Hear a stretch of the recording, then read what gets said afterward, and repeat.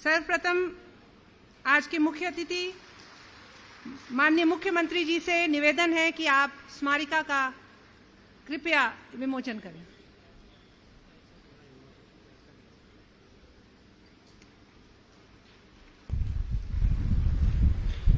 अधिवेशन स्मारिका पुस्तक हमारा विद्यालय हमारा तीर्थ और शैक्षिक महासंघ के द्वारा जो कैलेंडर प्रकाशित किया जाता है हर वर्ष, इस बार स्वदेशी स्वावलंबन की अवधारणा पर आधारित कैलेंडर इन सब के विमोचन के लिए सभी माननीय मंचासीन अतिथियों से अनुरोध है।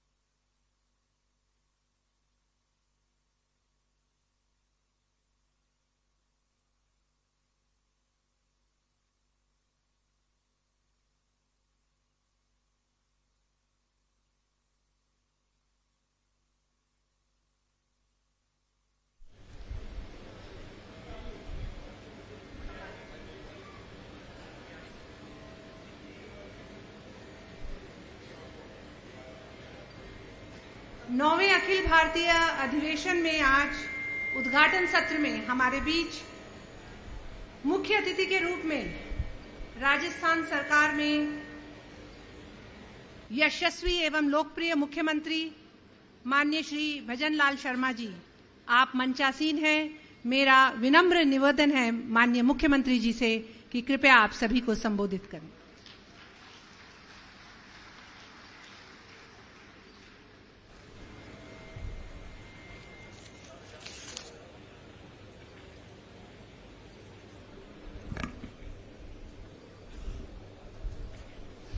बोलिए भारत माता की, भारत माता की, भारत माता की।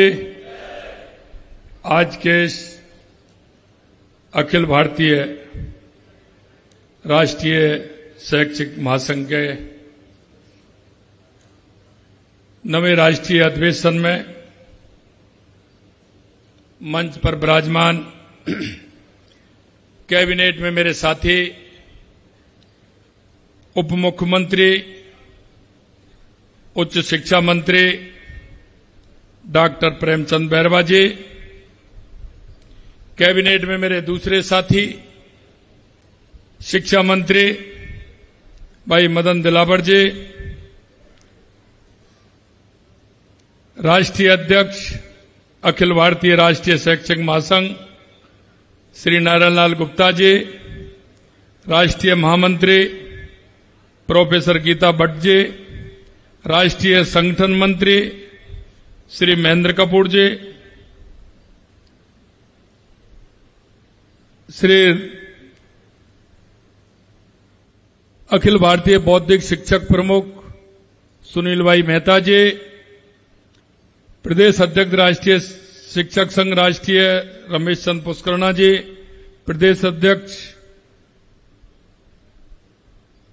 श्री मनोज जी बहराल साहब, इस कार्यक्रम में उपस्थित हमारे राष्ट्रीय स्वयंसेवक संघ के क्षेत्रीय प्रचारक सम्मानीय निम्माराम जी भाई साहब, सम्मानीय हनुमान सिंह जी भाई साहब, सभी इस कार्यक्रम में हमारे कुलगुरु राष्ट्रीय शैक्षिक संघ महासंघ के सभी पदाधिकारीगण और इस कार्यक्रम में विभिन्न राज्यों से पधारे सभी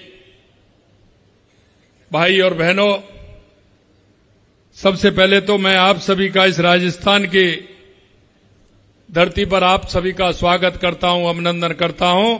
आप सभी को मैं प्रणाम करता हूं। मैं सौभाग्यशाली हूं कि आप सभी के एक साथ दर्शन करने का लाभ मुझे मिला है।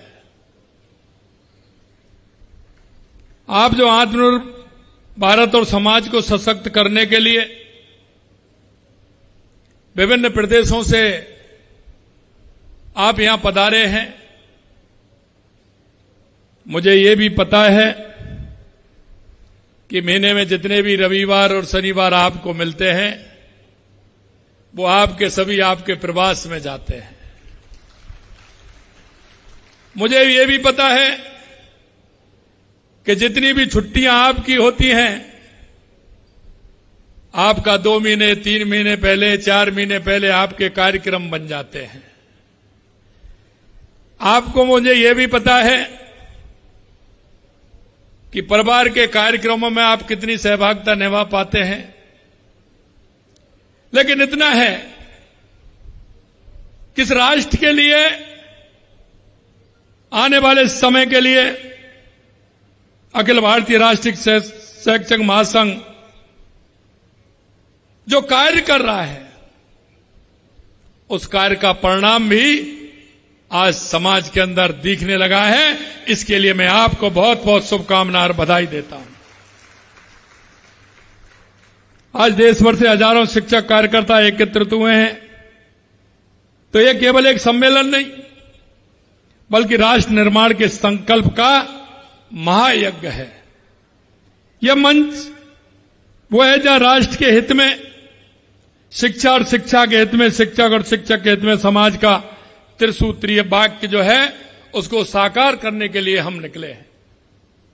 मित्रों, मैं ये भी कहना चाहता हूं, क्योंकि इस देश के अंदर जो आपदाएं झेली हैं, क्यों इस देश में कभी हूण आए, कभी कुषाण आए, कभी इस्लाम आया तो अंग्रेज आए, उन्होंने जिस तरह से हमारी पीढ़ियों को, आप सभी महसूस करते होंगे कि उन्होंने कितनी लड़ाइयां लड़ी हैं, उनके अंदर कितना मनोबल उनके अंदर होगा, जिन्होंने सभी को परास्त करते हुए इस राष्ट्र की इति को रखने का काम किया। हमें यह भी सोचना होगा। मैं आपको यह भी बताना चाहता हूं कि आज आवश्यकता है, आज आवश्यकता इस बात की है कि राष्ट्र की संस्कृति, राष्ट्र का विचार, उसको आगे हमें कैसे बढ़ाना है। क्योंकि जब देश की आजादी की लड़ाई लड़ी जा रही थी तो देश के अंदर जितने आजादी की लड़ाई लड़ रहे थे उससे कई गुने ज्यादा तमाशा देखने वाले थे। और वो तमाशा देखने वाले ऐसे नहीं थे क्योंकि उनको भान नहीं था, उनको ज्ञान नहीं था कि हमें करना क्या है। आज की मैं यही कहना चाहता हूं, क्योंकि कई लोग सिर्फ खाना पूर्ति के लिए, अपने काम के लिए काम करते हैं। आज हम, क्योंकि हमारे राष्ट्रीय स्वयंसेवक संघ के 100 वर्ष गौरवशाली पूर्ण हुए हैं, मैं आपसे इतना ही कहूंगा, इन 100 वर्षों में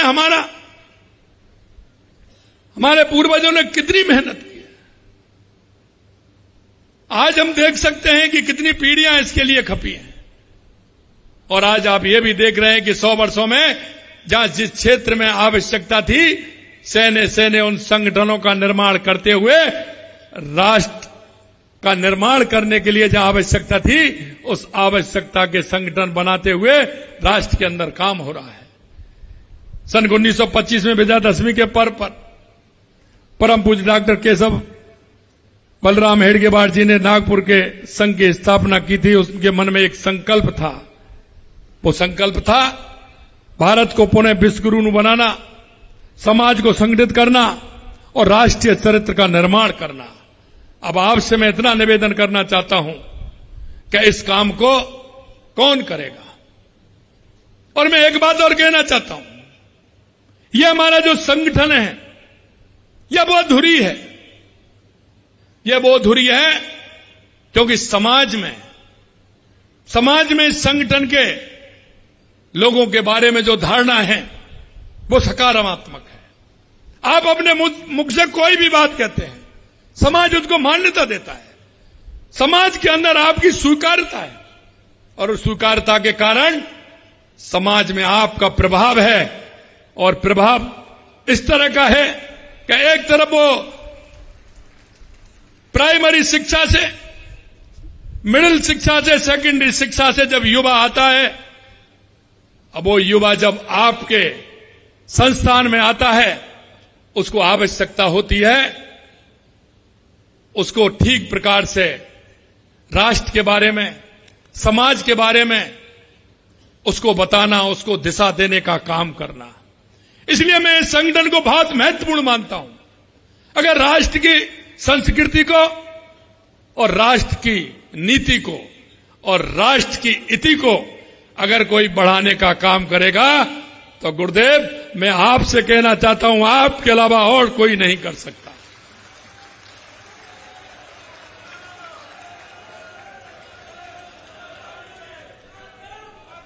क्योंकि आप उस कड़ी को जोड़ने का काम करते हैं जहां एक तरफ भटकाव की स्थिति आती है, एक तरफ समर्पण की स्थिति आती है, एक तरफ रास्ता दिखाने की बात आती है। और इसीलिए मैंने कहा है, राष्ट्र की संस्कृति, उसकी नीति और उसकी इति को उनको दिशा देकर के एक राष्ट्र के एक अच्छे संस्कारवान युवा का खड़ा करने का नेतृत्व आप ये संगठन वाले करते हैं। इसीलिए मैं ये कहना चाहता हूं कि राष्ट्र निर्माण में अगर सबसे ज्यादा किसी का योगदान है तो आपका है। आप उस पीढ़ी को दिशा देने वाले हैं। और मैं इसीलिए कहना चाहता हूं कि जहां संघ ने धर्म के मार्ग पर चलते हुए राष्ट्र की सेवा की है, इसी परंपरा को रखने के लिए 1988 में अखिल भारतीय राष्ट्रीय शैक्षिक महासंघ की स्थापना हुई थी। ऐसे नहीं हुई, आप भी जानते हैं। आप 3 दिन का ये वर्ग आपका यहां है, आपके विभिन्न सत्र होने वाले हैं, विभिन्न सत्रों के विशेषज्ञ उसमें विषय रखने वाले हैं। लास्ट में उसका मंथन होगा और मंथन होने के बाद 3 साल का रोड मैप आप तैयार करके जाएंगे जिस पर हमको काम करना होगा। ये इसी तरह से होता है। और इसी तरह से हमारे लोगों ने जब इसका निर्माण किया होगा, इसको आगे बढ़ाने का काम किया होगा, इस संगठन को मजबूत करके आगे बढ़ाने का काम मन में सोचा होगा, तो उनके मन में ये विचार करने से पहले लगभग कितनी बैठकें की होंगी कि हमारे राष्ट्र को मजबूत करने के लिए, राष्ट्र को आगे बढ़ाने के लिए। क्योंकि स्वामी विवेकानंद जी ने कहा था, उठो जागो इस देश दुनिया पर छा जाओ। अगर उस काम को कर सकता है तो सिर्फ यही संगठन कर सकता है जो स्वामी विवेकानंद जी ने कहा था। क्योंकि युवा को दिशा देने का काम आपका है। और मैंने इसीलिए कहा है, आप जब संगठन में काम करते हैं तो हमें पता है परिवार की, रिश्तेदारों की, मिलने वालों की आपको कितनी पीड़ा आती होगी, ये निश्चित रूप से मैं जानता हूं। क्योंकि जब आपका रविवार के लिए बात करते होंगे, कहीं समय लेते होंगे, आप कहते होंगे उस दिन तो मेरा प्रवास है, उस दिन तो मुझे वहां जाना है। और ये जो मेरे सामने बैठे हैं, ये तो जिला और जिला से ऊपर जो काम करने वाले हैं वो साथी हैं। इसलिए इनका तो काम ही प्रवास का और समाज को दिशा देने का है। इसलिए आपको समय बहुत कम उसमें मिलता है। अखिल भारतीय राष्ट्रीय शैक्षिक महासंघ की विचारधारा को शिक्षा जगत में प्रसारित करने का एक सशक्त माध्यम है। अपने समाज में सांस्कृतिक राष्ट्रवाद की अलग जगाने का काम किया है। प्री प्राइमरी से लेकर के विश्वविद्यालय स्तर तक के शिक्षक राष्ट्रीयता और भारतीय दर्शन की भावना से ओतप्रोत होकर इस संगठन की कार्य की धुरी है।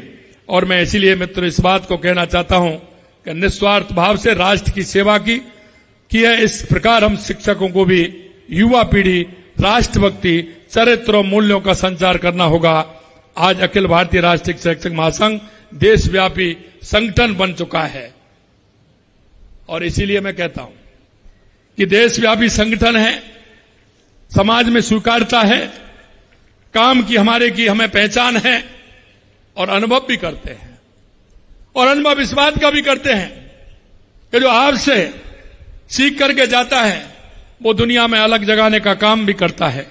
साथियों, मुझे गर्व के साथ कहते हुए प्रसन्नता हो रही है कि राजस्थान में जो हमारी सरकार है, लगातार ऐतिहासिक कार्य हमने किए हैं, क्योंकि हमने देखा, हमने शिक्षा को भ्रष्टाचार मुक्त बनाया, युवाओं को न्याय दिलाया, परीक्षा प्रणाली को पारदर्शिता में स्थापित की। हमने लघु, सीमांत, बटाईदार किसान, जो खेतियार, जो माननीय पंडित दीनदयाल उपाध्याय जी कहते हैं कि अंतिम पंक्ति में खड़ा हुआ व्यक्ति, उसको आगे कैसे बढ़ाना है, उसके लिए शिक्षा के क्षेत्र में हमने काम किया है। ये अंतिम पायदान पर खड़ा व्यक्ति किस तरह से आगे आ सकता है। सर्वोच्च शक्ति, ज्ञान की सर्वोच्च शक्ति, इसी सिद्धांत को आत्मसात करते हुए हमने महाविद्यालय भी खोले हैं। लेकिन मैं एक बात कहना चाहता हूं, चाहे हम कितने भी स्कूल, महाविद्यालय खोल दें, लेकिन उसका शैक्षिक स्तर कैसा है, उसमें कितना सुधार है, हमें क्या करना है। अभी हमारे अध्यक्ष जी कह रहे थे, नारायण लाल जी गुप्ता जी, कि इसके लिए जब मैं चर्चा कर रहा था कि टास्क फोर्स की आवश्यकता है, मैं आपको कहना चाहता हूं बहुत बड़ी आवश्यकता है। हम टास्क फोर्स बना करके हम उन बिंदुओं को समाहित करें, जिससे उन बिंदुओं को समाहित करते हुए हम शिक्षा के, राष्ट्रीय शिक्षा नीति है उसको आगे बढ़ाते हुए उसको कैसे हम जन जन तक पहुंचाने का काम कर सकते हैं। मित्रों, मैं यही कहूंगा, हमारी सरकार लगातार सुविधा भी दे रही है। हमने 10,51,000 साइकिलों का वितरण भी किया है। 88,724 मेधावी विद्यार्थियों को टैबलेट और इंटरनेट कनेक्शन भी हमने दिया है। हमारी सरकार बालिका शिक्षाओं को सर्वोच्च प्राथमिकता दी है। और आपने देखा था 2 साल पहले राजस्थान के अंदर लगातार 5 साल तक उन युवाओं के सपनों को कुचला गया। युवा आंसुओं से रोने के लिए मजबूर था। आए दिन पेपर लीक हो जाते थे। लेकिन मैं आपको इतना ही कहना चाहता हूं, आज हमारी सरकार को लगभग 22 महीने हो गए, एक भी पेपर लीक नहीं हुआ, एक भी पेपर लीक नहीं हुआ। हमने जो संकल्प पत्र में कहा था